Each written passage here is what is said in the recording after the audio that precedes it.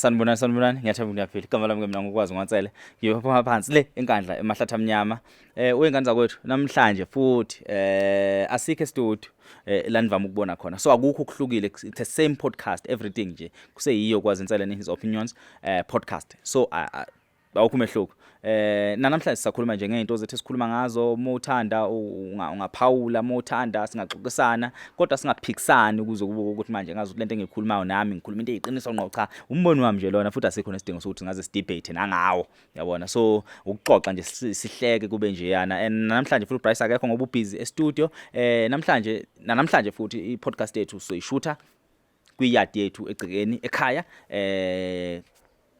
aslong kwenzeka so ngoba sikwazi ukuncisha umsebenzi ngoba nakho kubhizi studio kulezi insuku phela sibhizi studio ngendlela isimanga ningakhohlwa futhi ukufika nizosebenza nathi information sohle siyifaka ye-studio sethu nibone studio sethu sihle kanjani nama price aso ukuthi ahamba kahle kanjani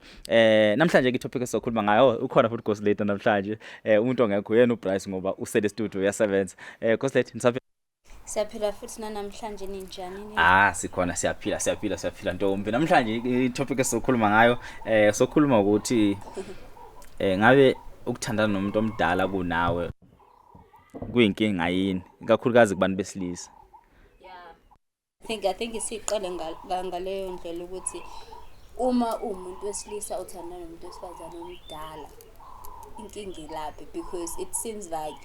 abantu they have created lento yokuthi umuntu wesifazane kumele ashiye umuntu wesilisa akathandana naye mhlawumbe ngeminyaka ewu5 ewu4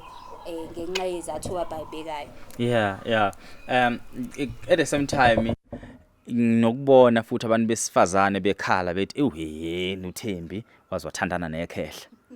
yabona so hawu kodwa bemsuke ngani ubhuti omdala kangaka and kuyenzeka enganeni futhi ingane kosamsencanyana na 19 kodwa manje uyibona ukuthi hawu yashada nomuntu ongana 40 pho ina 19 yabona iminyaka emingaka ngabe kuyinto enkulu yini indaba eminyaka mhlawumbe ngingayichaza ngendlela ngichaza ngakhona ngifuna nazi ukuthi lento ngizoyichaza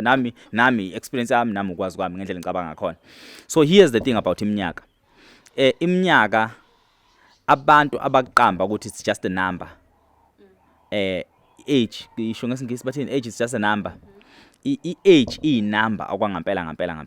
ngoba kuyenzeka ube mdala ngokweminyaka kodwa umqondo wakho ube wengane kuyenzeka ube ingane ngokweminyaka kodwa umqondo wakho ube umuntu omdala yonke lento leni iqala from kwi-conversation ukukhuluma nomuntu kumenza kuyamkhulisa futhi ukukhuluma nomuntu kuyamenza ukuthi ebe ingane so uyakwazi ukuthi uhlangane nobhuti omdala endaweni ethile nixoxe naye uthi mothi uyarealize usisi uthi ayingeke lo mfana lo wazwana 16 years so ufika ukuthi ufika ubhuti omdala na 40 kodwa uthi umuntu uzokhuluma naye lo bhuti ubone ukuthi hayi man wasandwa njengengane ngenxa zokuthi umqondo wakhe uyingane even nama jokes uyahluleka kwakhetha uthi methu uzama ukuhlekisa umfica ukuthi lento ayihlekisi kodwa iyashrinkisa iyahlambalaza ubone ubaba omdala ekhuluma ethi mayidlalisa izingane ubone ukuthi kufanele vele adlalise izingane ngoba ilingana naye lo baba ngokomqondo kodwa futhi uthi muthi udibane nengane encane entombazane umjida nje ingane mhlambe angithi na 18 just ukuthi into yami isazosanda legala uthi ingane yakho na 18 umdala mhlambe wena na 30 khulume naye ingane umuntu uthi uyizwa inesizotha ikhuluma njengomuntu omdala iyayazi into eyifunayo empilweni and inkulumo yakho ne direction uyazi ukuthi inesiqalo inkulumo yakho iphinde ibe nephaka nendawo masiba nesiphetho yonke into eyikhulumayo ihlelekile futhi uyayibona ukuthi khona la iyakhona and then mase kuphi ukuthini lokho ngoba ngifuna ukuvusa lo yamuze ngifuna ukuvusa ngiyamazi umuntu engimfunayo what if lo muntu engimfuna uyena lo the only thing engiphazamisa iminyaka yakhe ngingamsheli inipho ngenxa zokuthi una 18 mina ngina 30 ongingamsheli ukuthi mina ngina 80 una 18 mina ngina 35 yabo le nto le so masi ithi answer ngenxa zokuthi umuza ngizovusa ngeminyaka yakhe but ngizovusa ngomqondo wakhe lo okhulile angimthathe lo nkosikazi ezinye zezizathu ezenza ukuthi abantu bengakhulu ngokomqondo isemumva laba abakhuliswe khona so ngokweprogram yakho kube ingane ku depend ukuthi who's programming you ekutheni ekukhulise kube nomuntu omdala so uba nenhlanhla uficana nabazali vele abakwazi ukuthi ngolunye usuku nje obuyingane yoba mdala bengakukhulisi nobungane bek-engage ey'ntweni ey'thinta ikusasa lomuntu omdala izithi umuntu wesilisa ek-engage ey'ntweni zokuba indoda umncane. So uthi una 9 years uyezwa ama-conversation waxoxa nobaba wakho, uyezwa ama-conversation waxoxa nomkhulu ukuthi umkhulu uyangikhulisa. At the age of 16 ufica ukuthi vele wena ngokomqondo matured, and now umkhulu wakho ubaba wakho whoever khona egcekeni is just preparing you for ikusasa lakho lokuthi ube indoda eqotho. Same story nomuntu wesifazane, ufica ukuthi ekhaya kubo mebekukhuluma abathukani, mebexoxa akuyona ingxoxo ethi iyahlambalaza iyalimaza. Umuntu wesifazane ukhule eqoqekile ukuthi meyishawa 20 years vele usengahambe umiso wakhe umuzi, ngoba noma esele ekhaya kubo uyakwazi ukuthi kume ekhaya kuqonda. So here's the thing ke, ilife ibe twist khona. Abantu besilisa abancane makumele ethandana nomuntu wesifazane omdala, wena kini ukhuliswe kahle, uprepared, very matured, ungakwazi ukuthanda nomuntu omdala kunawe ngoba uhlakaniphile vele iminyaka yakho ayilingani nawe. Iyakwazi ukuthi mhlambe ukhave u7 years umuntu wesifazane omdala kunawe, mhlambe izifike ku9 years. Uthi uthanda nomuntu ona 9 years ufica ukuthi manikhuluma ona 9 years older than you, nithi manikhuluma ufica ukuthi inkulumo yeni iyamatcha, nicishe nilingane ngokwenkulumo. Here's the thing la ifike bekhona ke engicabanga ukuthi abantu abaningi bakhala ngayo. Umuntu wesifazane uyashesha ukukhula.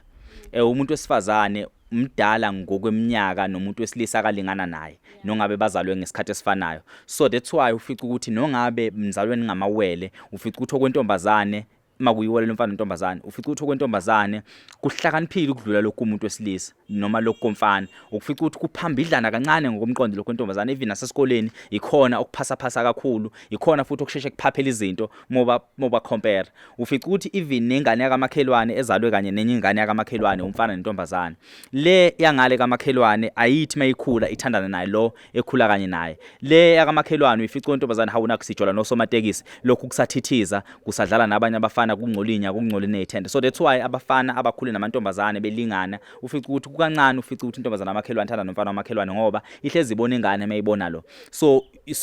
asikwazi ukuthi sikhule silingane, but kuyenzeka ukuthi ke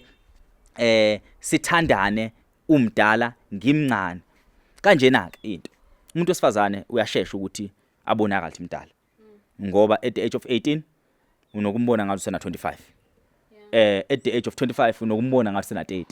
At the age of 40 unokumbona ukuthi engathi sekugijima ko50 ke manje, uyabona. Whereas umuntu wesilisa at the age of 32 unokumbona ngazi ukuthi usena 28 or una 26 lo. So asikhuli ngale ndlela efast. Izathu ukuthi umuntu wesifazana akhule fast kanje ingenxa zokuthi vele kumele bekhule ngokusheshsha ngoba bayinzala abantu. Kumele vele besheshisa iprocess ukuthi kunabantu kumele bebalethe vele lapha emhlabeni, kumele besheshe bebe prepared ekutheni bemise lemizi, kumele beyimise lemizi bebancane, uyabona. Futhi kufanele sithi masibathatha bephinde bebe ready ukuthi nathi besihlakaniphisa ngoba thina singamadoda vele nje sizidimudimu zakhona zenkosi. Ngakho usumtholile umuntu wesifazana omdala kunawe. Masumthola umuntu wesifazana as long unilingana ngokucabanga nongabe mdala kunawe, and as long ubona ukuthi wena manina yini fanele nekulungile amehla akho okwakho, ukuthi abanye abantu abaseceleni bathi now sesibuya ku principle wethando sesikiyekile konke kweminyaka.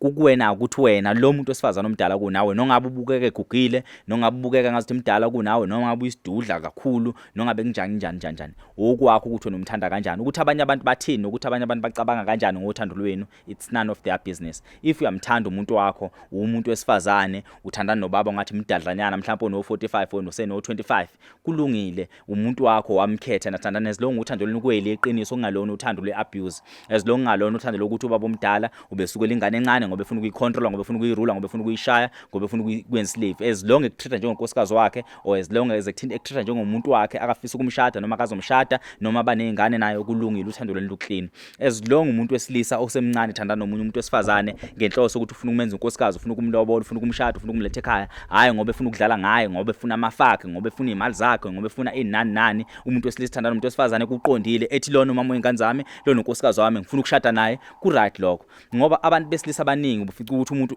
umuntu ethena ena 25 ethanda nomama omdala na 45 noma ethanda nosomdala na 50, ekwenze lokho engakwenzeli enhlosweni yothando, ukwenza ngoba nakhe efuna some financial muscle noma efuna usizo when it comes to kwezezimali, and leyo nto leyo igcina ilimaza lolu thando. Same story nabantu besifazana besabancane, futhi ukuthi okwentombazana una 20 ukuthandana nobaba omdala na 50 akamthandi ngoba emthanda uyithandela imali yakhe ngoba baba usesebenzile. Ingakho wena osukumdala usukusebenze enough ubuna 10 years ubuna 20 years ophambili kunalo muntu usebenze enough ukuthi vele ngathi manithandana kube ukuthi into emlethe kuwena imali akukho kunye so nobabili nidinga ukuthi niqaphele ukuthi njengoba sithandana ngayiphi inhloso. So basically ngokwami mina I don't think wrong ukuthandana nomuntu omncane kunawe. I don't think wrong ukuthandana nomuntu omdala kunawe as long umthanda umdinga empilweni yakhe kuphelelisa la ushoda khona ezoyenza le purpose engathiwa yenziwe umunye umuntu okuthulingana naye. So here's the advantage yokuthandana nomuntu omdala kunawe engenqaza ukuthi uhleze ukukhulisa ngaso sonke isikhathi if uyimisele ngokukhula uhleze kubonisa indlela yeqiniso uhleze ekuleader to where kumele uye khona. So wena ngoba uyingane usungakaboni lutho empilweni mase kuhamba untanta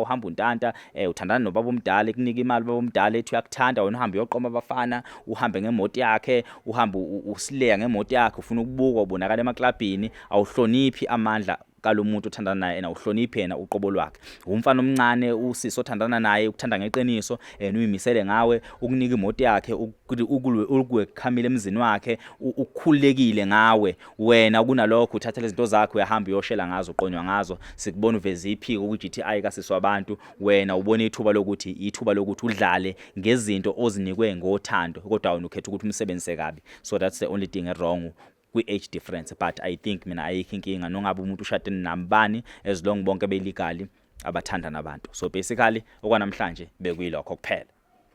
Bye bye yini. Ngiyaxolisa